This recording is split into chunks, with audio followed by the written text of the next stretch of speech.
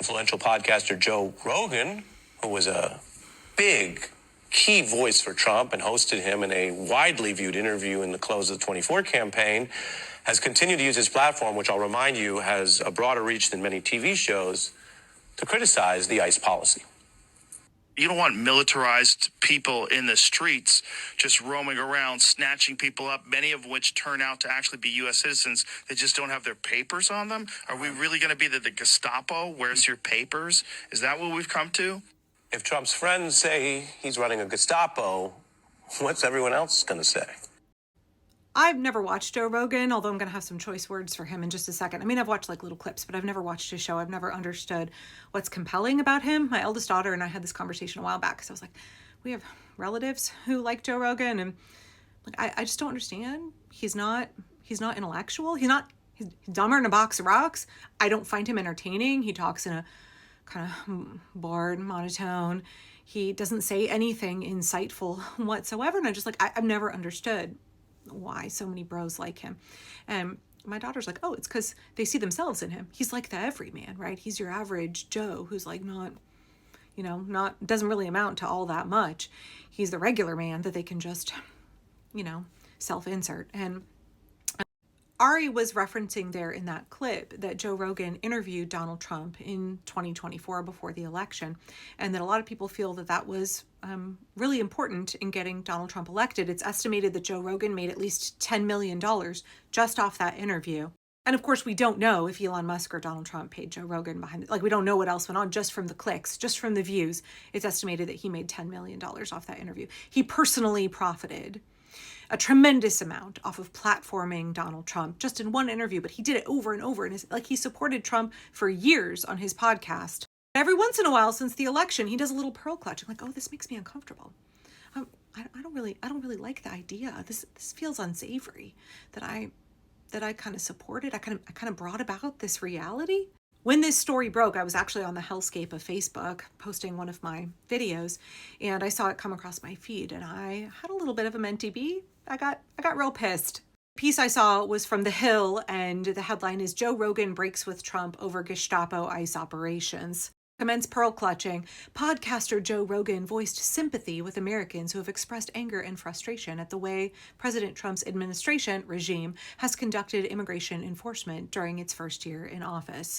I mean, have you seen the latest polling? More than half of Americans think ICE is making our cities less safe. At what is basically an all-time high, 46% of Americans now support abolishing ICE. Trump is invoking the backlash effect. His brutal, illegal, out-of-control ICE agents are turning public opinion against the regime. And I think Joe Rogan realizes that. That's why he's decided to be like, oh, maybe I need to act a little bit upset about this now, because a chunk of his audience is upset about it now. And I posted about this on Facebook. I was like, Joe, if you give a shit about any of the things you claim to give a shit about, right? If you're really upset about what's happening, cool. Take the $10 million you made from your interview with Donald Trump and use it to fight ICE, to fight the regime. Take your giant fucking platform and start speaking out against the things that the Trump regime is doing. Not just like one little kind of murmur where you're like, pretending you're like actions, not words. I don't want to see you sitting there in your little short king chair being like, oh, this makes me uncomfortable. I don't like this. Not so uncomfortable that I will use any of my resources, my millions and millions and millions of dollars or my platform to fight for justice and to work to repair the harm that I helped cause. No. It's just like, oh, I'm gonna give a little lip service. Fuck off, Joe Rogan. I want to see some actions, right? If you really are upset about what's happening, rather than it makes you uncomfortable in the moment, so you say something to assuage your own guilt, and you think that that is sufficient. You want your guilt assuaged? Then work to fix this.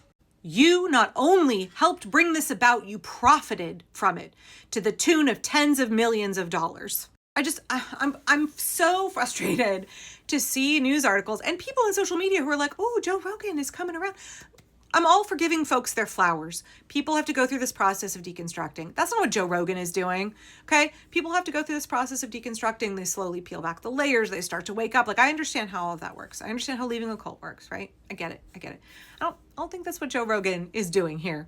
So I will say, yes, I'm glad you said the right thing. I'm glad you normalized to your audience of millions that what's happening is not okay, that it's a violation of our rights. Not even remotely far enough. You're not an average Joe.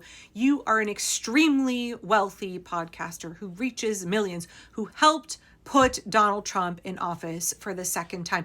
People are being brutalized in the streets because of you, Joe Rogan. You helped create this reality and you made bank off of it.